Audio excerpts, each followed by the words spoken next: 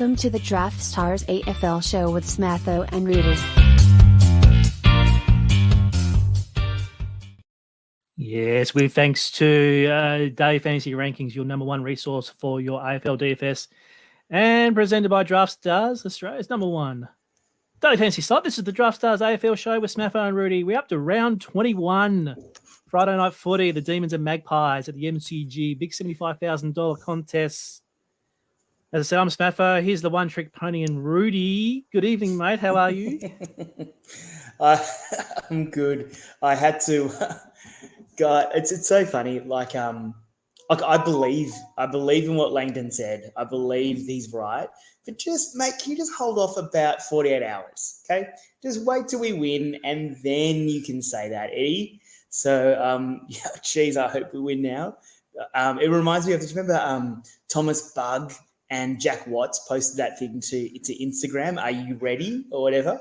And I can't even remember if we lost that game or not. But yeah, I was. I like it. I like personality in footy. We all say that. But at the same time, just wait, please. Just wait. We don't have to wait too long because this is Friday night. It's the rematch of the Queen's birthday shellacking that Collingwood gave out to the Demons. So looking forward to this one. I'm also looking forward to approximately, I think, 18, 17 days' time for the Draft Stars AFL Live final. We are getting there pretty close. I did say last week at the end of the episode, I did have some hot tips to come out, but apparently the social team couldn't wait and decided to drop our AFL Live final host in Campbell Brown. So we're looking forward to having him all day, Rudy. He's just not there to say g'day and shake a couple of hands when you first arrive. He's going to be there from the start to all the way till the belt and check presentation. So looking forward to catching up with Brownie. Great, obviously AFL footballer, personality. He's around everywhere. Hear him on the radio, hear him on TV. So yeah, great to get Campbell on board this year. And a bit of a shout out to you if you are watching the Draft Stars AFL show. But we have got more winners, Rudy, to celebrate this week. And here we go. So let's have a look at our final 11 final winners from last week, including Newbie, Titch Malbot, Jesse 5, Rhodey, C. Butel 1, AC Groove, King 82 with a second ticket, Big The, Charlie Methven, I think that's how you say it, Hero Win, and Rexall 9. Now, I'll tell you about Rexall 9. I see him on the leaderboards pretty much in the top 5 for pretty much every second qualifying slate. So kudos to Rexall because obviously he's just sunk a little bit of entry fees into this. So, but he's in. He's got his second ticket. So shout out to these guys. He's going to be in. 18 tickets to go already. 2 tickets have been obviously contested on Thursday, which is the golf and the NRL. So we're down to 16. So as I said, so what you're telling me is I should probably start entering some competitions then? I think you should be starting looking for a guest. The way things are going. But I'll be someone's +1. I'm good value. Good value. Good value. Hit me up on Twitter if you want to be if I can be your +1. I'll give you. I'll trade you the Draft Stars hoodie that I never received in the mail. It's still stuck in transit in Tasmania. Sounds like a good trade there. All right, we are digressing. Let's talk about some football here. Yes, so round 21 we're up to. It's the Pies and the Demons at the MCG. $75,000, 7:50 p.m. start, the normal time. Last chances for the live final as well. Team news, Rudy. Not much to really go on here. Let me bring it up for you.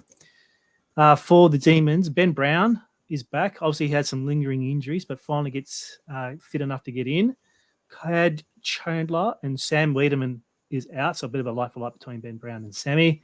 Brody Mychek is in. Taylor Adams has ripped his groin. He's no good. And then Trent Bianco is also out as well. So not many changes, so you don't have to digress too much here, mate. But any thoughts here on the teams?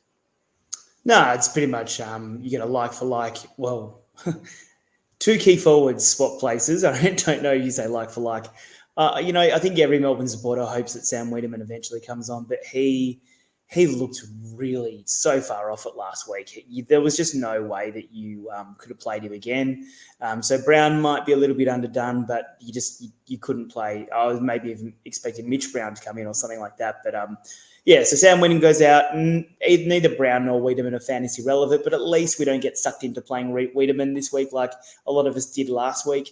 And then across the other side, Myercheck always plays well against Melbourne, so that's something to note. We'll discuss that a bit later on. There are a few Collingwood players who usually play really well, have some island games against Melbourne. But in terms of the team changes for Collingwood, Taylor Adams coming out does change their midfield mix quite a bit. Obviously, he's one of their key midfield bulls, so there will be some CBAs to be shared around. That said, Collingwood do tend to keep quite a stable midfield core, and we'll discuss that when we get to the midfield as well. Weather shouldn't be too much of an issue. Could be a little bit rainy. I think there's 1 to 2 forecasts or something like that. But don't go, smashing your contested ball teams on the basis of that. It should be relatively okay tomorrow night in Melbourne. Excellent. All right, let's have a look at the tools here at DFR as well. Let's highlight a couple of avenues that you could attack with your teams for Friday night. And also, we discussed this last week about the Demons giving up plenty of points to opposition backs. Not sure if Fremantle really did much last week. So, but actually, Smatho, it'd be really interesting to see if we could get some last 3 game stats on this. Because while we were doing the intro, I brought up Fan Footy, which is not always the best site, but it does give you ranks them in order of whatchamacallits. Can we do this? Can we go last 3? Yes, you can. Look so at if you this, go guys. onto the look at this. This is amazing stuff. So go to scores against, go down to the team that we're talking about, which is obviously Melbourne. And if you scroll down, we'll have a look at rounds, obviously 18, 19, and 20. So here last week, obviously the midfielders did pretty well, but obviously Liam Ryan with a 98, Young with a 92. Yeah.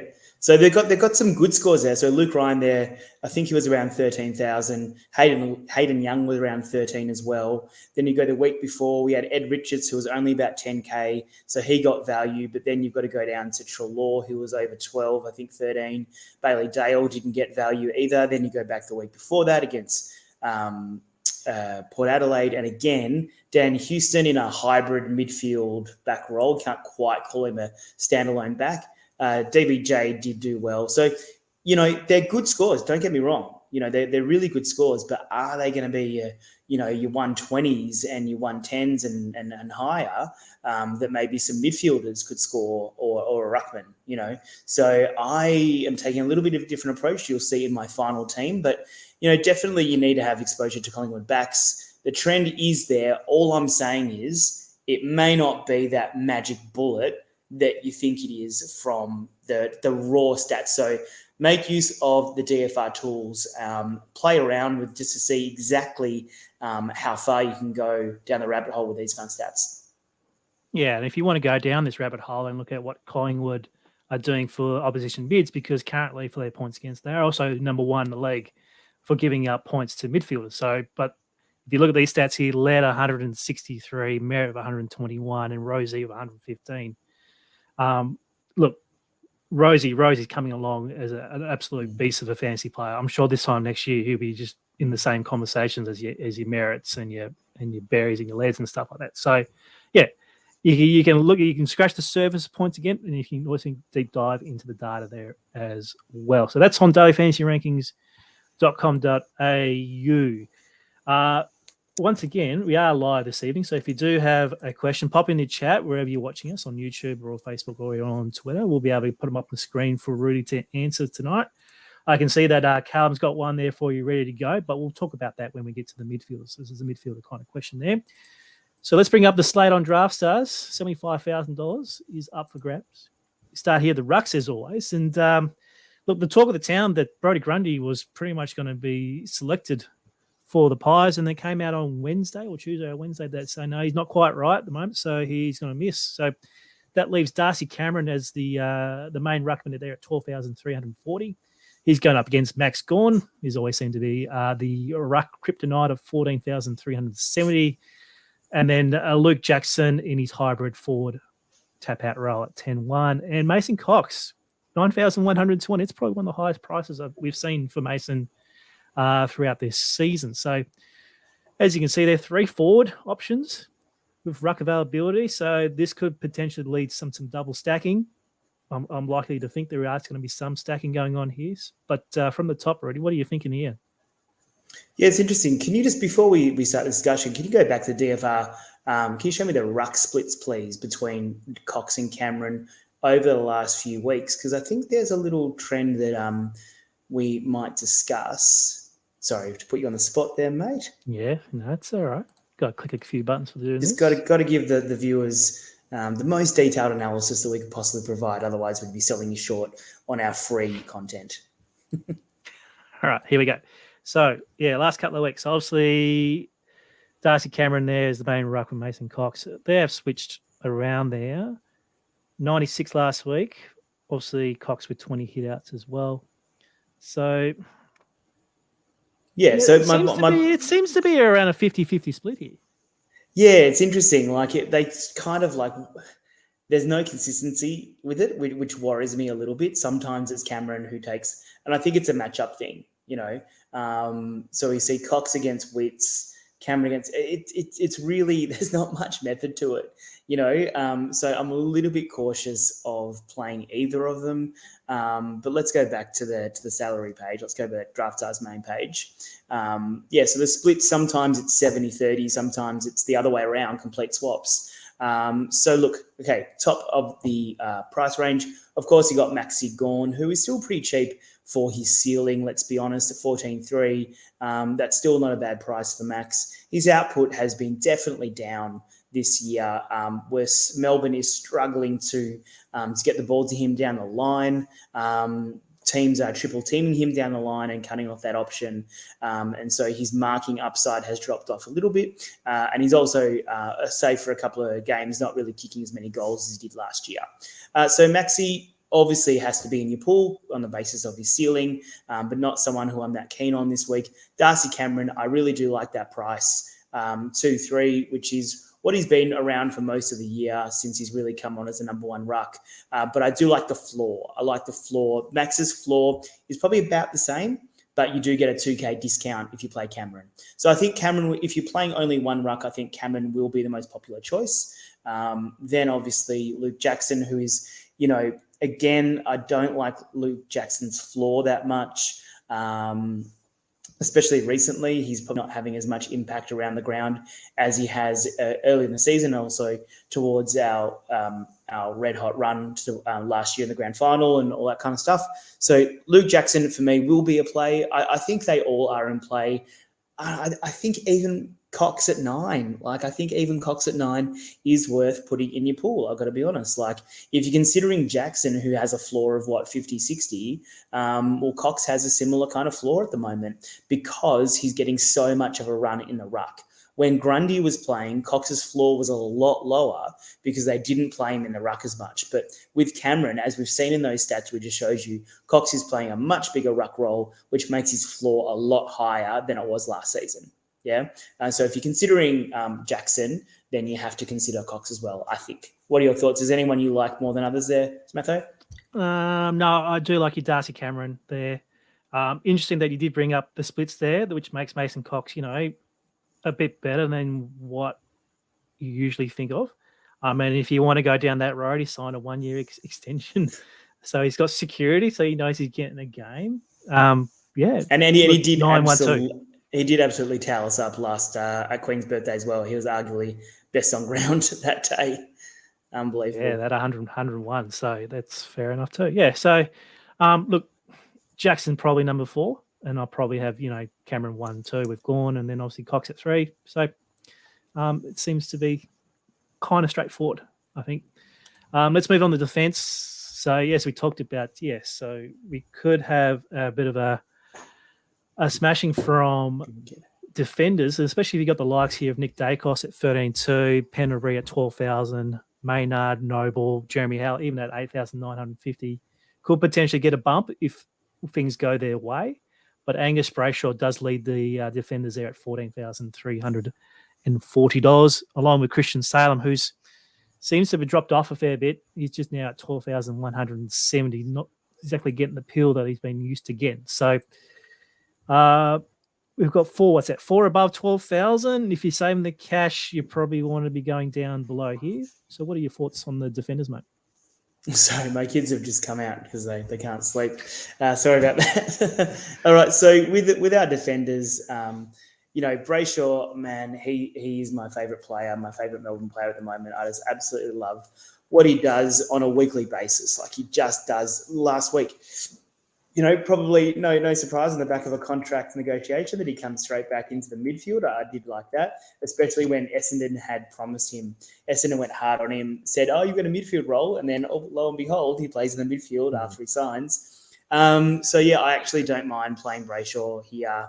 I think it's still a good price considering he's got a massive upside. Collingwood, they don't have a traditional forward line. They play quite small apart from Myercheck. So there'll be opportunities for intercept marks. So Brayshaw, I think, and again, because a lot of people will either go for the more expensive Melbourne midfielders, he doesn't have DPP. So if you want to play Brayshaw, you have to take him in your back line, which means two things. Number one, you miss out on the Collingwood stack, which a lot of people will do. And number two, you miss out on the Melbourne stud stack. So that's also a good way to get a little bit different. Apart from that, like I said, the Collingwood expected treasure trove of points in the backline maybe won't be what everyone thinks it is. Nick Dacos, what role is he going to play? Like, do they put him back to a wing? A midfield role. Well, he's never really played that much midfield this year. He does skulk around that wing to half back role, which would suggest he would benefit from Melbourne's style of play. However, it's interesting to note he doesn't really go too much into the defensive 50 that much, right? He sits outside the defensive 50.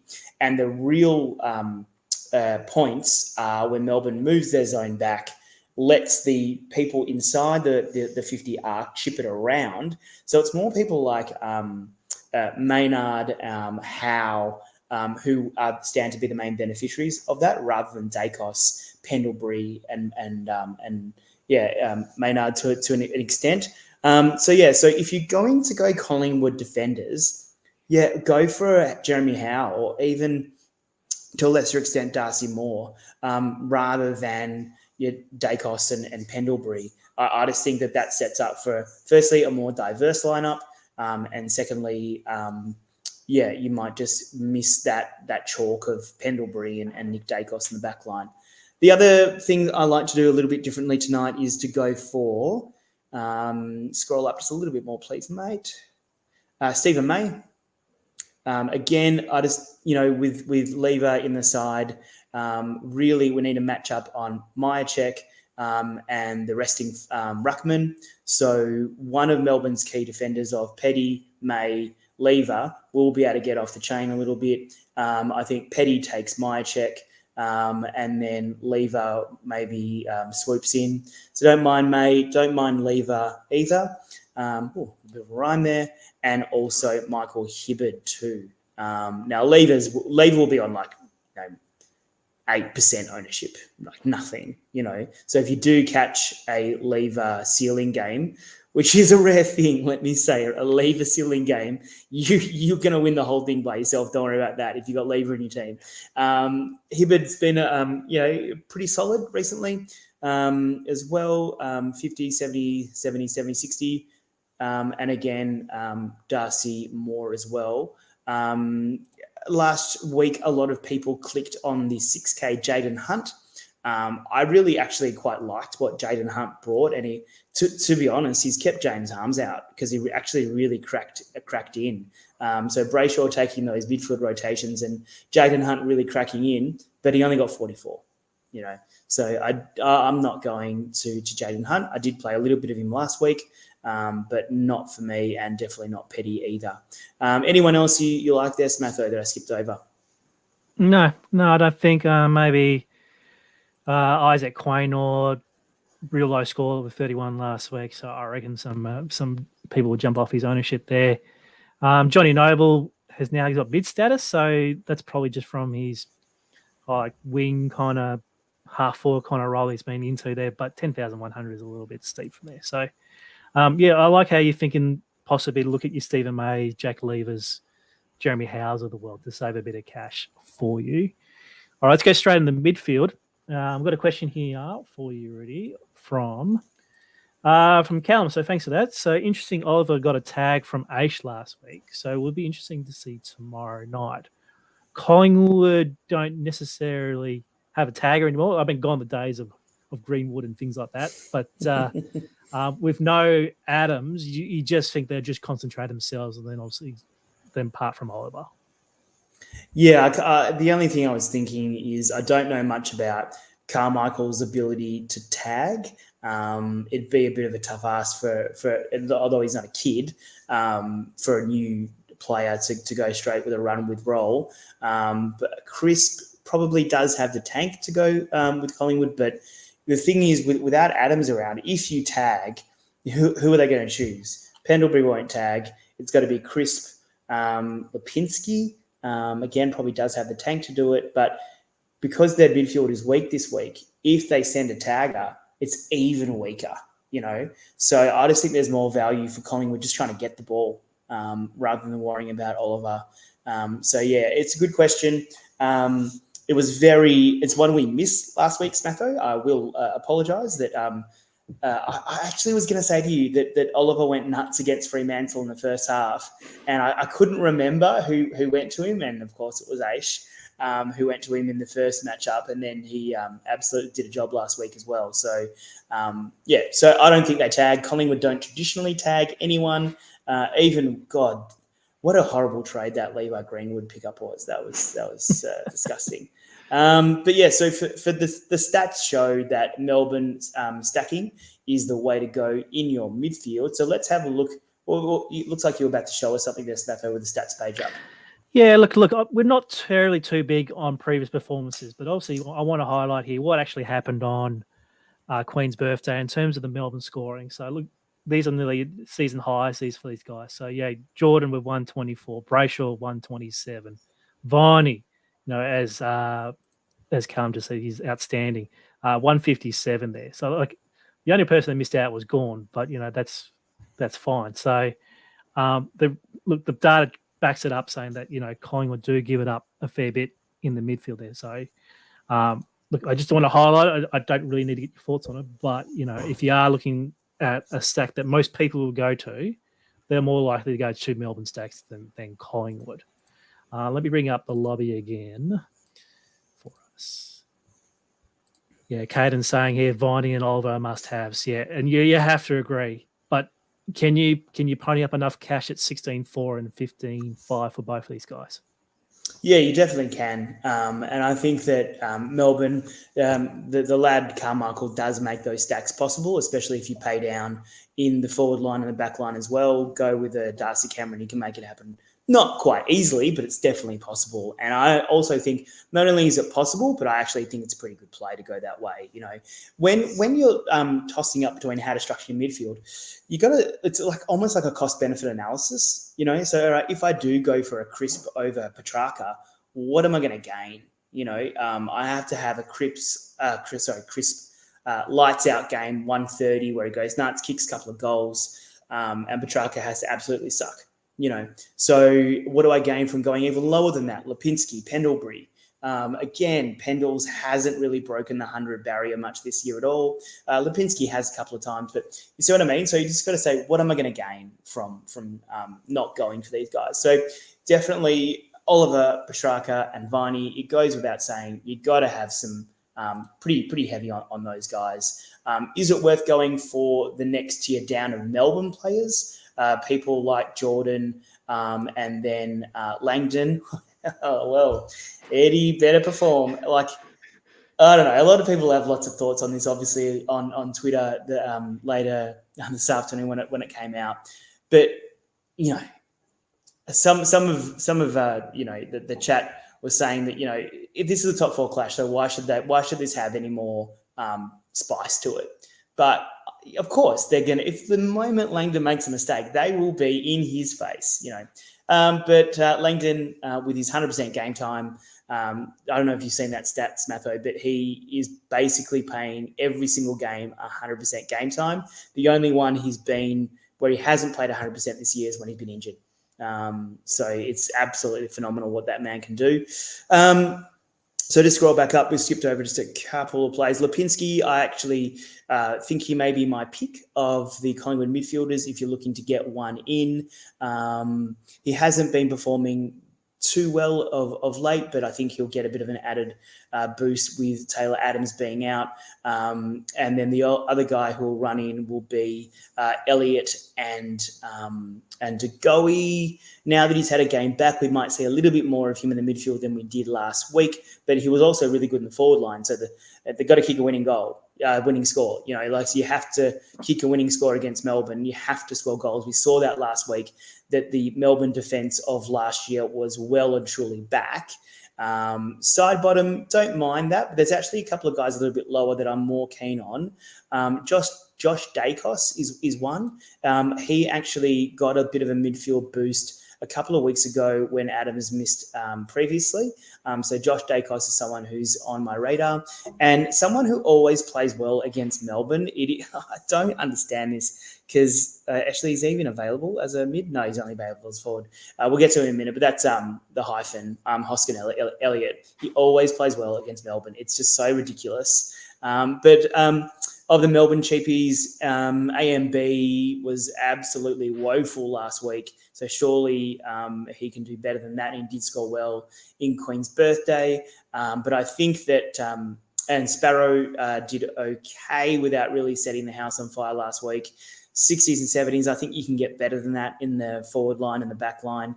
But Carmichael, with his dual status, I think Carmichael will be one of the most highly owned players. Apart from that debut game where he was just phenomenal, he hasn't set the world on fire. But again, Taylor Adams will be out. So you'd think that he will get at least 20 to 30% CBAs, which should help his cause. Anyone that I've missed there? Any notes you wanted to point out in that midfield? No, I'll just say I think Josh Carmichael has come on as the sub. Right. Okay. Yeah, you're right. 46 and the 32. Yep. So if we're going to go on a little points per minute time on ground perspective, I think that just makes it a better case for him to play. At an 8,590, I think that we've kind of found him a little bit. He's not going to be a 7.5K player there, but just cheap enough there at 8,590. And as I said, if you can figure out a way what happens without Adams, which is that you've highlighted Josh Dacos and probably a bit of De Goey, Patrick Lipinski, out of those three, if you can nail one of those three who go big, then you're on your way, I reckon, with a few of those Melbourne guys. All right, forwards. Here we go. So a lot of duels again. Look at this. So Cameron, Lipinski, Sidebottom, Elliott, Jackson, Harms, Newborn, Sparrow. Sorry, Harms is emergency. They're all got dual status. So where's our key forward? The hyphen, Will Hoskin Elliott. So how did he go against Melbourne back in 72 on Queen's birthday, back to double 98? Looked sporadic scoring, but that's what you want in a tournament. Yeah, definitely. So if you go, let's go through them again just to point out, so we can go in order for those anal retentives amongst us. So we've spoken about everyone else to this point so far. Luke Jackson, obviously, Tom Sparrow. The hyphen, you could chase it again. If you had like a hyphen Howe team or something like that, that's pretty unique. And then you can go for that stack or some of the stacks if you want to. So if you keep going down, we get a bit of a cluster of these 8.5 players who have got, your 7 to 80 upside like we did last week. Last week I played a Pickett-Fritsch combo in a few teams that ended up doing pretty well. Cozzie's had a good run. Now, it's interesting to note that it's quite heavily goal reliant. He's kicked probably, I think, he's 6 and then 2 and then 3 or something like that. But he has had in each of those games 7 shots on goal, 4 shots on goal, 5 shots on goal. And the opportunities will be there as well. I don't think there's a great matchup for Collingwood against Cozzy. Noble, Quaynor maybe, who are quick, no doubt. but probably don't have that same agility or nous that Cozzy has. So don't mind going back to the well with Cozzy and Fritsch. I think the matchup is really good for Fritsch. Darcy Moore will have to take Ben Brown, and then really how will probably go to Fritsch or the resting ruck. I think I would really love to see, and I think this will happen. I think Melbourne will start with Jackson in the ruck, Gawn at full forward, just to really unsettle Collingwood and stretch them defensively. That's something I'd really like to see. Carmichael with his DPP status. Brody Mychek, I think he usually plays pretty well against Melbourne as well historically. And then you've got Collingwood. There we go. Thank you for proving me right, memory. And then you've got your Collingwood small forwards. Throw a blanket over them. Ginnivan, boo. And then Ash Johnson has been pretty handy. Didn't he have like a 40-point first quarter or something last week? I think he had a 40-point first quarter and then only scored 17 for the rest of the match. But yeah, he's definitely got some skill and ability. So that might be another way you can play some of those guys to fit in your midfield stacks. No interest in Ben Brown. Jake Melksham, however, will be popular again. Probably should be more about the 7.5 rather than the 6.5 price range. I think the team might have just missed the pricing on that one. So one last week to take advantage of that. Has kicked a couple of goal or two in those games. So just be aware that he does rely a bit on goals. 4 shots on goal last week, but he is playing that small, undersized centre-half forward role again, which is, we've spoken about that many times before, Smatho. All right, I'm liking that. It sounds like you're up for a big Melbourne win. You think that defensively that Collingwood are going to struggle with matchups? Yeah, I just think that Collingwood have been good. Collingwood have been good, but also I just think they are. I think Ed Langton's right. This is why I just wish he had waited a little bit before he said what he said. I think that Collingwood don't really have a plan B, but can I just say neither does Melbourne. That's really important too. If you can break Melbourne's zone, you win. It's just as simple as that. So we've got two teams that are both quite one-dimensional in the way that they play. But if you just look at the midfield contest, Gawn, Petrarca, Oliver, Viney, Brayshaw versus Cox, Cameron, Pendles, Lipinski, Crisp, it just doesn't match up. I'm sorry. So win the midfield, win the battle. I think Melbourne's forward line matches up better against Collingwood's back line. And now that we've got Petty, Lever and May all in there, I think that Melbourne's back line takes care of Collingwood's forward line as well. The danger there is De Goey. I think that any Collingwood heavy team has to have De Goey to have a ceiling game of 110, 120. That's the way I see. He's a real danger man for me. All right. Let's have your team of the week for round 21, mate. Yeah, you know what I'm about to do, don't you? You're going to tell me that you're going to have Darcy Cameron and Ruck to start with? You're not changing him? What am I about to do? Anyone who knows, who is a regular listener, watcher to the show, will know exactly what I'm about to do, which is make a late change to the team. Give me 1 second. There we go. I can actually make it happen. That's awesome. Great. Cool. Oh, shock horror. All right. So this is what I'm going to do. I can't believe this. Give me Mason Cox. Right. You got Mason. Now, just about this, okay? It's simply because of the floor. I think he does have a safer floor than Jackson. I think Jackson has a much, much higher ceiling.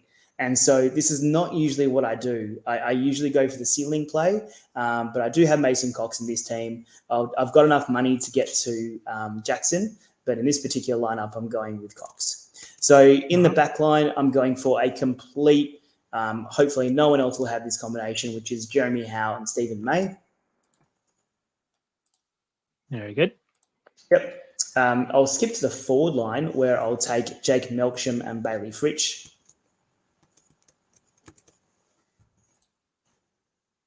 You are going pretty cheap here. Here we go. So there's 14,000 per player in your midfield, so this is going to be pretty stacked. And then lock these guys in for me. Well, let's see if you can pick my midfield from here, Smatho. All right, so Oliver, Viney. I hope you're saying De Gully. No. No. Dacos. No, keep going down. Oh, right, okay.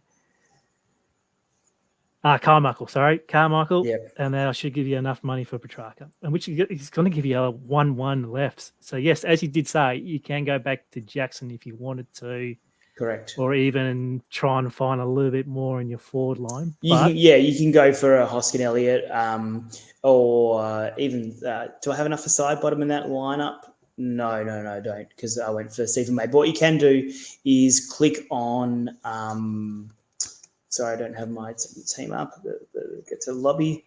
Go for a Quainer, for example. Go down to Hibbard. So if you go down to Hibbard, then you can go up from Fritsch to side bottom. I'd love to be able to get up to Lipinski.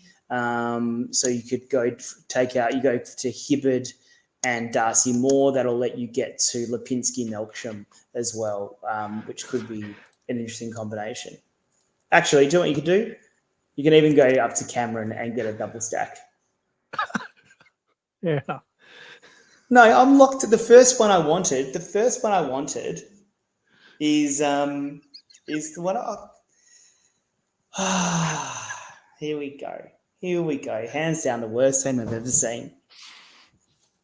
For the record, all these worst team evers have ended up cashing. So, yeah. That team will miss by 30 points. Correction, I'm burning. Haha, joke's on you, King Kong. I only burnt $2, not 15, or $1 for the Buck Hunter. This is amusing. This is amusing. Like I've said previously, I am everyone's little brother. Everyone gives me shit at work, at the footy club. Like, everyone gives me crap. I love it. How did my team go last? Which one was it? I can't even remember. Friday night, Freo versus Melbourne. Let me check. I'm just on the phone here. Let me check the completed the stats. Buck Hunter that you love entering in. I do love it. I did well in the Buck Hunter. So I entered how many teams? 4 to 5 teams, and best one was number 48th. Yeah, so I think I cashed. Let me check. While checking, you should put the money in the second. I cashed 4 out of 5 teams in the Dockers game, Dockers Melbourne last. Yeah. That's in the buck, including the pod team. I was quite keen on Aish last week. Yeah, so that definitely helped. Now, before we let our viewers go, and obviously shout out to you guys who watched on the replay and managed to get through all that hoo-ha with the teams are changing, I've got another announcement next week. So stay tuned. Hopefully, I'll be able to get the exclusive. I didn't get the exclusive tonight, but obviously I might get Can we have a clue? Can we have a clue there, Napo? It's a sport. So stay tuned to the Draft Stars AFL show, and hopefully I'll get into the Draft Stars HQ and say, can I have the exclusive, please? So stay tuned for that. Thank you to the live comments tonight. They are quite amusing at the end of the show. Make sure you give us a like on the way out. Thanks to you again, Rudy. I'm sure you can now put your kids back to bed after they've been hanging around waiting for your show. Like the program, leave us a comment, subscribe to the channel, all those things that you do. Rudy, I'm looking forward to catching up for round 22 next week as we build up to the Draft Stars Live final, mate. Thanks for your efforts, mate. No worries. See you later. And thank you for those people who wait around just for my team to say worst team ever. Maybe I should get a T-shirt made for the live finals, Matho, that just says worst team ever. Thanks, guys. Thanks for that. No, you don't have the worst teams ever. You just have the worst kind of. I don't know. All right, we're out of here. Catch us next week. See you later.